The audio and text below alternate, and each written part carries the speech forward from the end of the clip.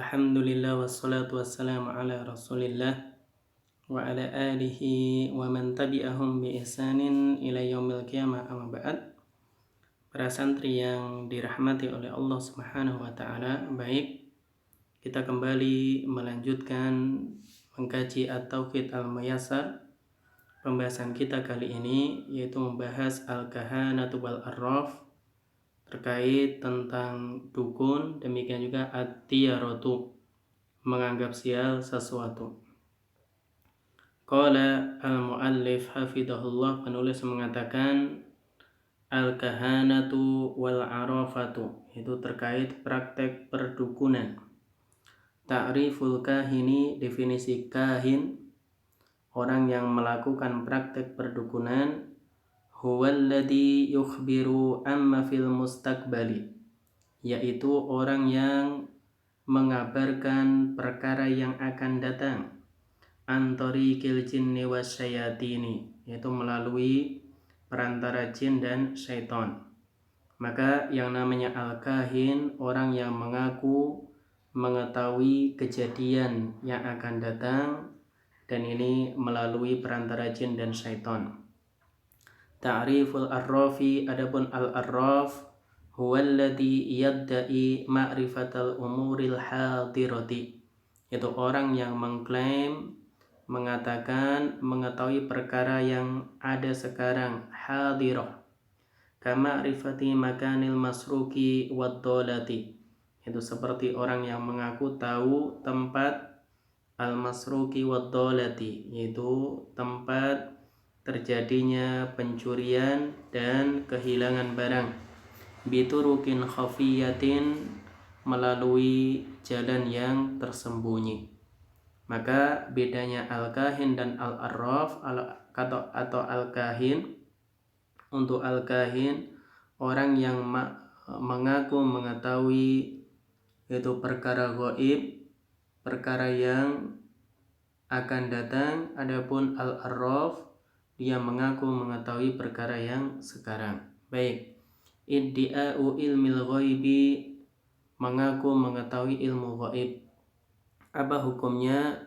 Hukumnya kufrun, hukumnya adalah kekafiran, li'annahu takdibun lil Qur'an, karena ini bentuk mendustakan Al-Qur'an. Qala ta'ala, Allah katakan, kul la ya'lamu man fis samawati wal ardil ghaiba illallah, katakanlah tidak ada yang mengetahui, yaitu orang yang di langit dan di bumi, tidak ada yang tahu perkara yang gaib kecuali Allah. Maka apabila ada orang yang mengklaim, mengaku mengetahui perkara yang gaib melainkan Allah Subhanahu wa taala, maka ini diantara bentuk kekufuran.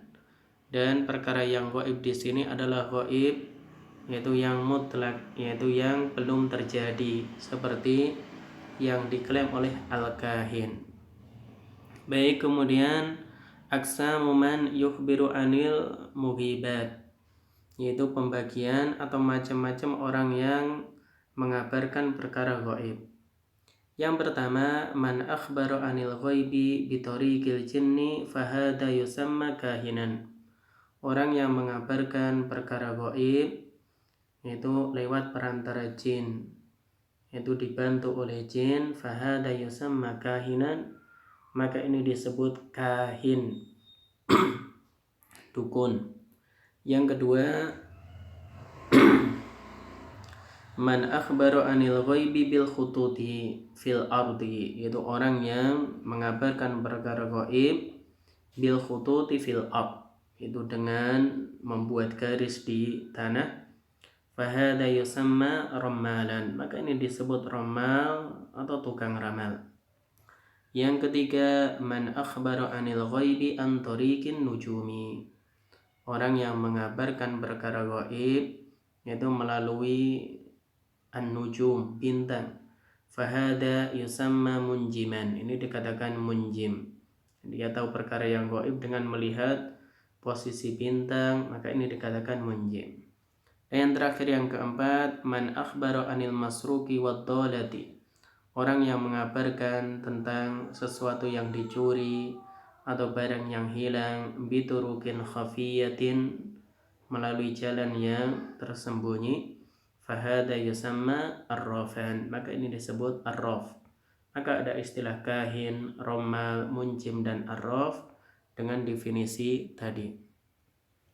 Baik, kemudian hukmud dahabi lil kahanati wal arrafina was saharati, hukum mendatangi dukun, demikian juga mendatangi tukang ramal dan tukang sihir.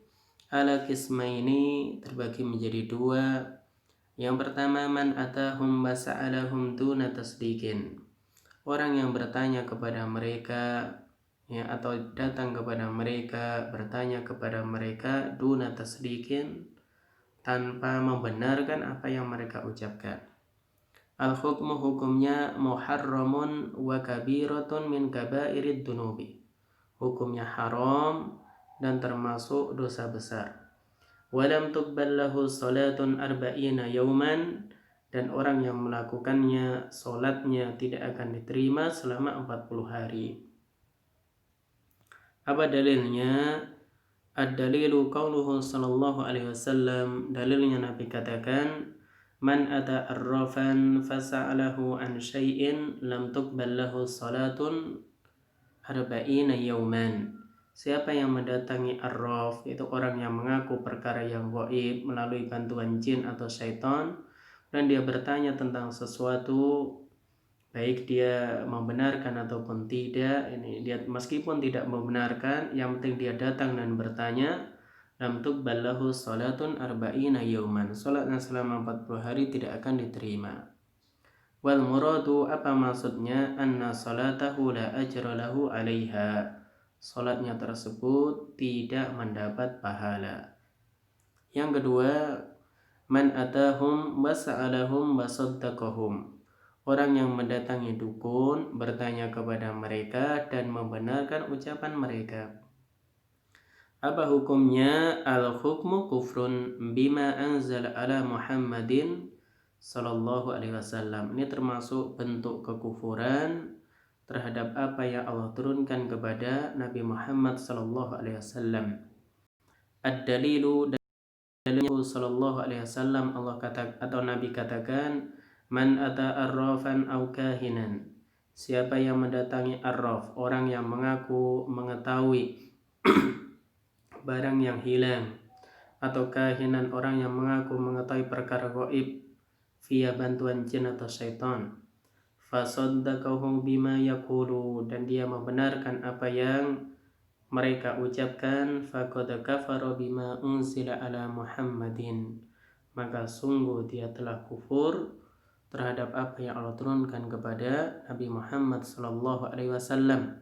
Rawahu al-arba'atu wal hakim, dikeluarkan oleh al-arba'ah. Al-arba'ah maknanya Abu Dawud, At-Tirmidzi, Ibnu Majah, dan An-Nasa'i, dan Al-Hakim. Baik, berarti udah selesai pembahasan itu. Sekarang masuk ke pembahasan berikutnya, at-tiyaratu, tiyarah.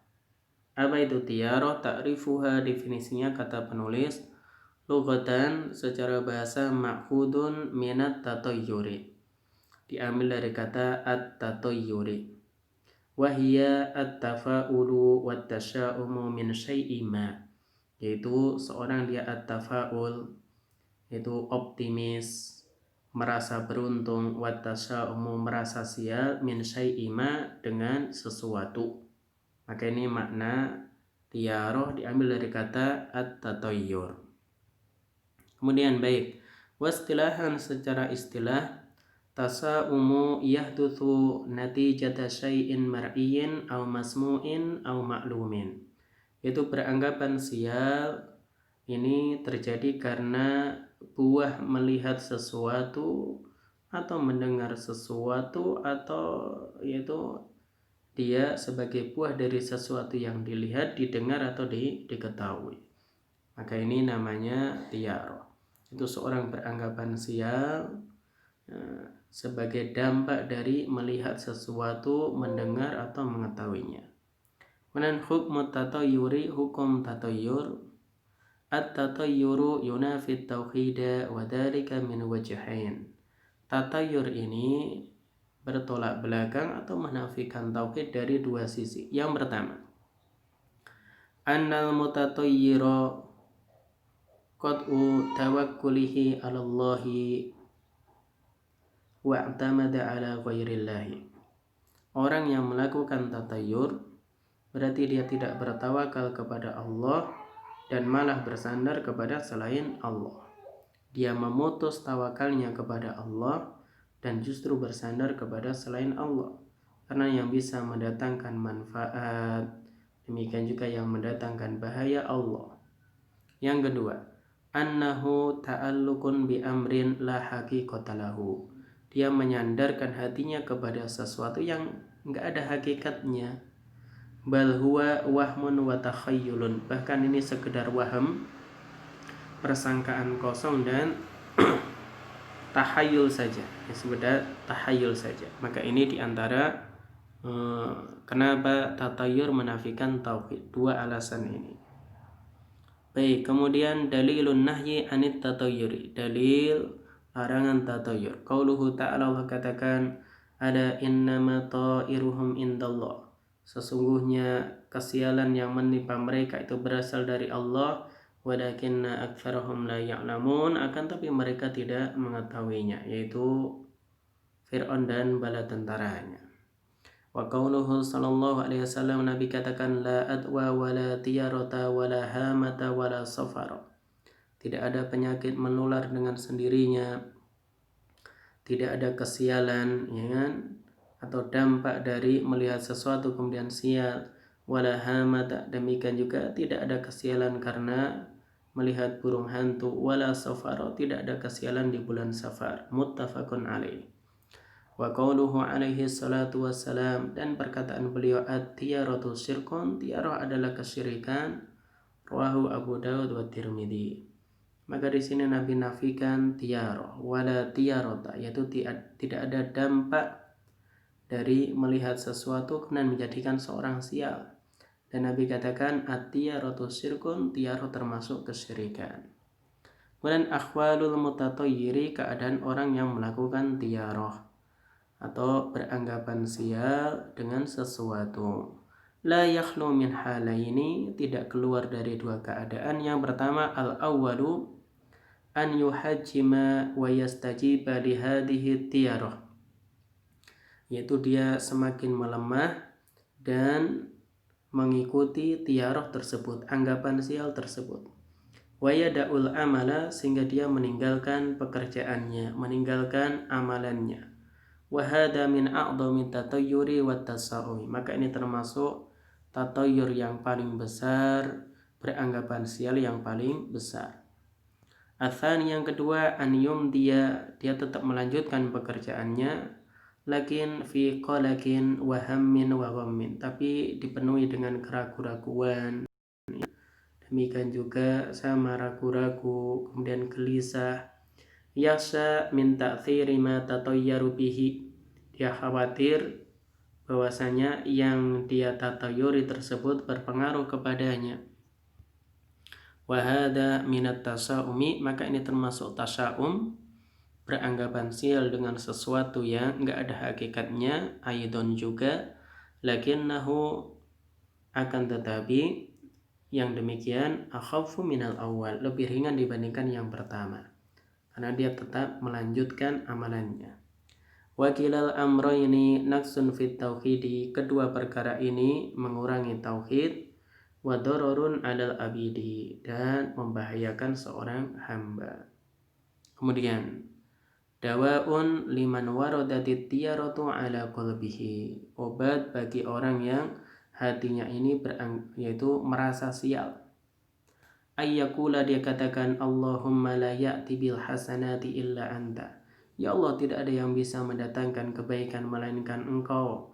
Wala yadfa'u sayyi'ati illa anta, tidak ada yang bisa menolak keburukan melainkan Engkau. Wala haula wala quwwata illa bika, tidak ada daya dan kekuatan kecuali dengan pertolonganmu. Rawahu Abu Dawud. Hendaknya menghafal doa ini. Dan wa yaqulu kadzalika, demikian juga dia katakan, Allahumma la tayra illa tayruk, ya Allah, tidak ada kesialan melainkan berasal darimu. Wala khaira illa khairuka, tidak ada kebaikan melainkan kebaikanmu. wala ilaha ghairuka, tidak ada ilah yang berhak diibadahi melainkan engkau. Rawahu Ahmad wa sahahahu al-Albani. Hadis ini dikeluarkan Ahmad dan disahihkan oleh Al-Albani. Baik, thumma alaihi, kemudian wajib baginya ma'rifatu dororit tiaroti, dia tahu bahaya tiarah. Yang kedua setelah berdoa tadi, mujahadatu nafsi, itu dia melawan dirinya sendiri, jangan sampai beranggapan sial. Dan al-imanu bi qada'illahi wa qadarihi, beriman dengan takdir dan ketentuan Allah.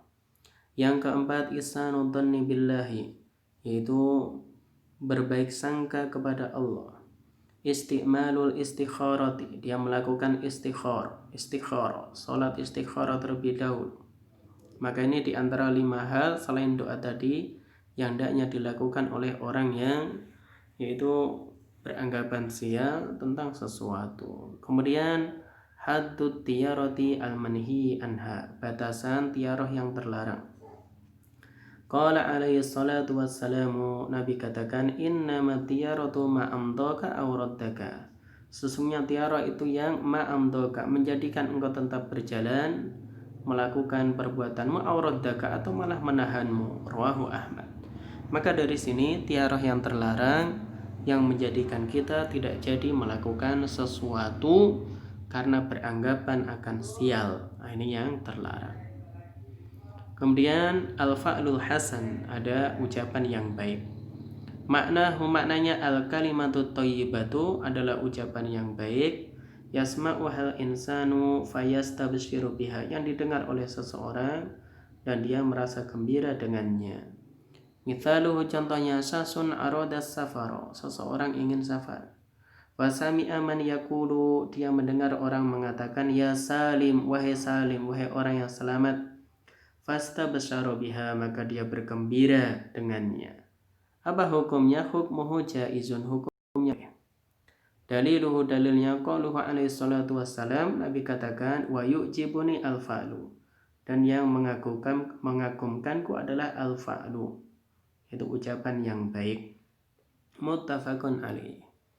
Kemudian al-farqu baina tiyarati wal fa'li, beda antara tiyarah dan al-fa'lu, itu optimis. At-tiyaratu su'udhannin billahi, tiarah itu buruk sangka kepada Allah. Wa sarfu syai'in min huquqihi li ghairi, dia memberikan sesuatu yang merupakan hak Allah kepada selainnya. Wa ta'alluqul qulubi bi makhluqin, dia menggantungkan hati kepada makhluk, la yanfa'u wa la yadurru, yang tidak bisa memberi manfaat dan memberi bahaya. Ini tiarah. Adapun al-fa'lu husnudhannin billahi, berbaik sangka kepada Allah, la yaruddu anil hawaiji, dan ini tidak menjadikan dia yaitu menghentikan kebutuhannya atau aktivitasnya, maka ini namanya al-fa'lu. Ini wallahu a'lam bishawab. Demikian pembahasan kita kali ini, semoga bermanfaat. Assalamualaikum warahmatullahi wabarakatuh.